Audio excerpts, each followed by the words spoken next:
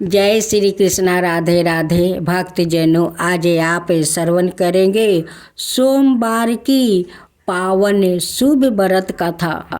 सोमवार व्रत कथा। अमरपुर नगर में एक धनी व्यापारी रहता था। दूर दूर तक उसका व्यापार फैला हुआ था। नगर में उस व्यापारी का सब लोग मान सम्मान करते थे। इतना सब कुछ होने पर भी वह व्यापारी अंत मन से बहुत दुखी था, क्योंकि उस व्यापारी का कोई पुत्र नहीं था।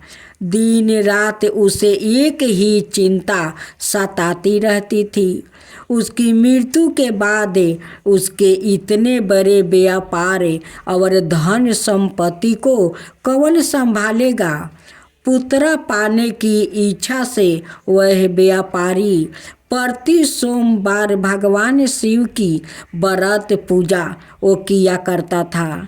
संध्या काल को व्यापारी शिव मंदिर में जाकर भगवान शिव के सामने घी का वो दीप जलाया करता था। उस व्यापारी की भक्ति देखकर एक दिन माता पार्वती ने भगवान शिव से कहा, हे स्वामी, यह व्यापारी आपका सच्चा भक्त है। कितने दिनों से यह सोमवार का व्रत और पूजा नियमित कर रहा है। हे स्वामी, आप इस व्यापारी की मनोकामना अवश्य पूर्ण करें। भगवान शिव ने मुस्कुराते हुए कहा, हे पार्वती, इस संसार में सबको उसके कर्म के अनुसार फल की प्राप्ति होती है। प्राणी जैसा कर्म करते हैं उन्हें वैसा ही फल प्राप्ति होता है। इसके बावजूद पार्वती जी नहीं मानी। उन्होंने आग्रह करते हुए कहा, नहीं स्वामी, आपको इस व्यापारी की इच्छा पूरी करनी ही पड़ेगी। यह आपका अनाय भक्त है। प्रति सोमवार आपका विधिवत व्रत रखता है और पूजा अर्चना के बाद आपको भोग लगाकर एक समय भोजन ग्रहण करता है। आपको इस पुत्र प्राप्ति का वरदान देना ही पड़ेगा। पार्वती का इतना आग्रह देखकर भगवान शिव ने कहा, तुम्हारे आग्रह पर मैं इस व्यापारी को पुत्र प्राप्ति का वरदान देता हूँ, लेकिन हाँ, इसका पुत्र 16 वर्ष से अधिक जीवित नहीं रहेगा। उसी रात भगवान शिव ने सपने में उस व्यापारी को दर्शन देकर उसे पुत्र प्राप्ति का वरदान दिया और उसके पुत्र का 16 वर्ष तक जीवित रहने की बात भी बता दिया। भगवान के वरदान से व्यापारी को खुशी तो हुई, लेकिन पुत्र की अल्पायु की चिंता ने उसे खुशी को नष्ट कर दिया। व्यापारी पहले की तरह सोमवार का विधिवत व्रत करता रहा। कुछ महीने पश्चात उसके घर अति सुंदर पुत्र उत्पन्न हुआ। पुत्र जन्म से व्यापारी के घर में खुशियाँ भर गई। बहुत धूमधाम से पुत्र जन्म का समारोह मनाया गया। व्यापारी को पुत्र जन्म की अधिक खुशी नहीं हुआ, क्योंकि उसे पुत्र की अल्पायु के रहस्य का पता था। यह रहस्य घर में किसी को नहीं मालूम था। वृद्धन ब्राह्मणों ने उस पुत्र का नाम अमर रखा। जब अमर 12 वर्ष का हुआ तो शिक्षा के लिए उसे बनारसी भेजने का निश्चय हुआ। व्यापारी ने अमर के मामा दीपचंद को बुलाया और कहा कि अमर को शिक्षा प्राप्ति करने के लिए बनारसी छोड़ आओ।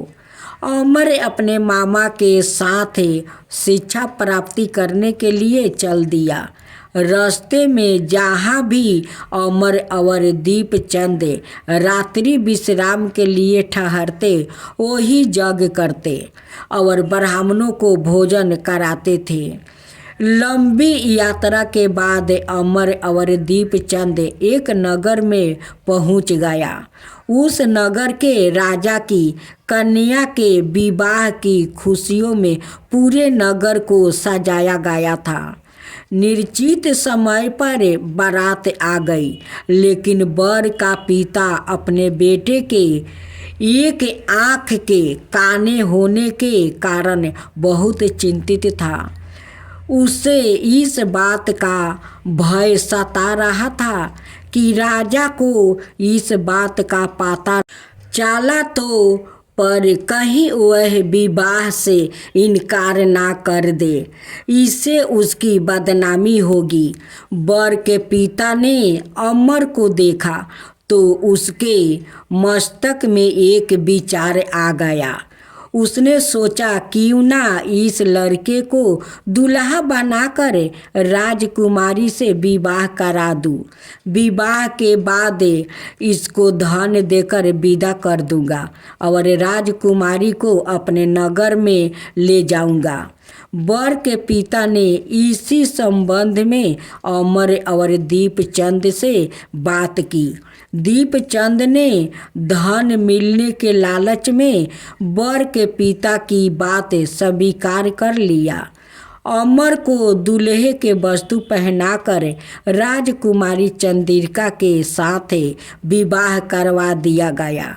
राजा ने बहुत सा धन देकर राजकुमारी को विदा किया।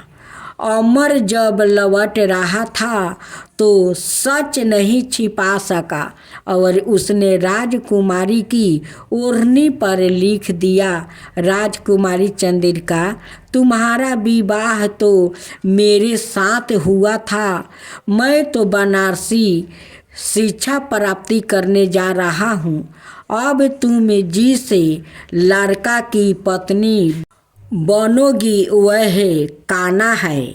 जब राजकुमारी ने अपनी ओढ़नी पर लिखा हुआ पढ़ा तो उसने काने लड़के के साथ जाने से इनकार कर दिया। राजा ने सब बातें जानकर राजकुमारी को महल में रख लिया। उधर अमर अपने मामा दीपचंद के साथ बनारसी पहुंच गया। अमर ने गुरुकुल में पढ़ना शुरू कर दिया। जब अमर की आयु 16 बरस पूरी हुई तो उसने एक यज्ञ किया। यज्ञ की समाप्ति पर ब्राह्मणों को भोजन कराया और खूब अन्न वस्तु दान किया। रात को अमर अपने शयन कक्ष में सो गया। शिव के वरदान के अनुसार शयन अवस्था में ही अमर का प्राण निकल गया। सूर्योदय पर मामा अमर को मृत्यु देखकर रोने पीटने लगा। आसपास के लोग भी इकट्ठा होकर दुख प्रकट करने लगा। मामा के रोने विलाप करने के सवार समीप से गुजरते हुए भगवान शिव और माता पार्वती ने भी सुने। पार्वती जी ने भगवान से कहा, स्वामी, मुझसे इसका रोने का सवार सहन नहीं हो रहा है। आप इस व्याकुत के कष्ट अबर से दूर करें। भगवान शिव ने पार्वती जी के साथ अदृश्य रूप में समीप जाकर अमर को देखा तो पार्वती जी से बोले, पार्वती, यह तो उसी व्यापारी का पुत्रा है। मैंने इसे 16 बरस की आयु का वरदान दिया था। इसकी आयु तो पूरी हो गई है। पार्वती जी ने फिर भगवान शिव से निवेदन किया, हे स्वामी, आप इस लड़के को जीवित करें, नहीं तो इसके माता पिता पुत्रा की मृत्यु के कारण रो रो कर अपने प्राण का त्याग कर देंगे। इस लड़के का पिता तो आपका परम भक्त है। वर्षों से सोमवार का व्रत करते हुए आपको भोग लगा रहा है। पार्वती के आग्रह करने पर भगवान शिव ने उस लड़के को जीवित होने का वरदान दिया और कुछ ही पल में वो जीवित होकर उठकर बैठ गया। शिक्षा समाप्त करके अमर मामा के साथ अपने नगर की ओर चल दिया। दोनों चलते हुए उसी नगर में पहुंच गया जहां अमर का विवाह हुआ था। उस नगर में भी अमर ने यज्ञ का आयोजन किया। समीप से गुजरते हुए नगर के राजा ने यज्ञ का आयोजन देखा। राजा ने अमर को तुरंत पहचान लिया।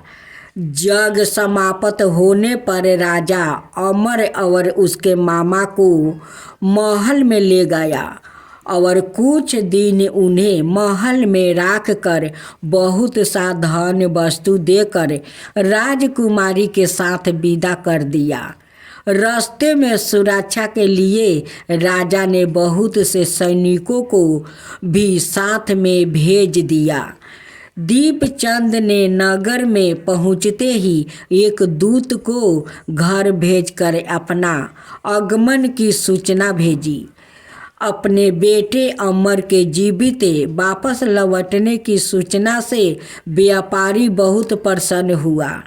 व्यापारी ने अपनी पत्नी के साथ सवाए को एक कमरे में बंद कर रखा था। भूखे प्यासे रहकर व्यापारी और उसकी पत्नी बेटे की प्रतीक्षा कर रही थी। उन्होंने प्रतिज्ञा कर रखी थी कि यदि उन्हें अपने बेटे की मृत्यु का समाचार मिला तो दोनों अपना प्राण त्याग देंगे। व्यापारी अपनी पत्नी और मित्रों के साथ नगर के द्वार पर पहुंच गए। अपने बेटे के विवाह का समाचार सुनकर पुत्रवधू राजकुमारी चंद्रिका को देखकर उसकी खुशी का ठिकाना न रहा। उसी रात भगवान शिव ने व्यापारी के सपने में आकर कहा, हे श्रेष्ठ, मैंने तेरे सोमवार के व्रत करने और व्रत कथा सुनने से प्रसन्न होकर तेरे पुत्र को लंबी आयु वरदान की है। व्यापारी बहुत प्रसन्न हुआ। सोमवार का व्रत करने से व्यापारी के घर में खुशियाँ लौट आई।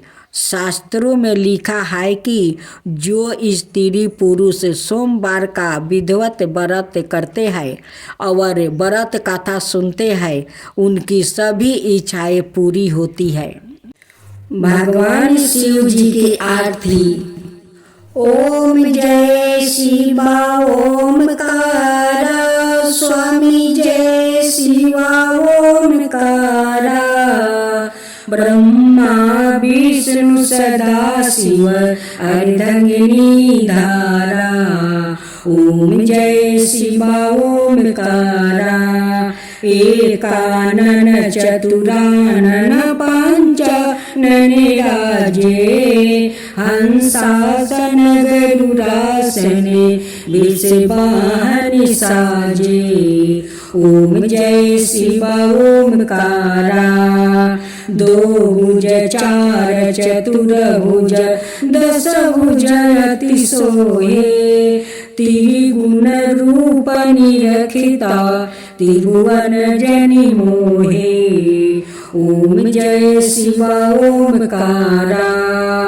अक्षरमाला वनमाला मुंडी माला धारी। त्रिपुरारी कंसरी करमाला धारी। ओम जय शिवा ओमकारा।